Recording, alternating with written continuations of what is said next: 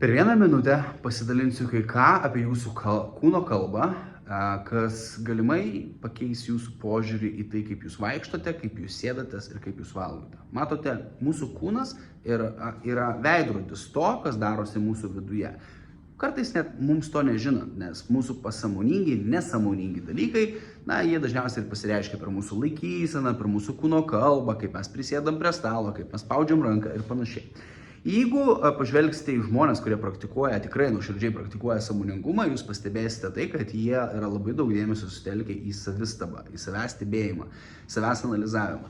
Ir vienas iš pagrindinių dalykų, ką iš tikrųjų visi savižvalgos mėgėjai praleidžia, yra būtent savo kūno kalbos stebėjimą, savo trūkčiojimus, savo žandikaulius, savo pasisukimus, savo atsisėdimą prie stalo, savo būdą, kaip mes valgome ir kaip mes sveikinamės. Visa tai yra kalba, kurią ne visi supranta. Tad pagalvok apie tai, pradėk tai stebėti ir pasidalink komentaruose, ką pastebėjai apie save ir ką pakeitei.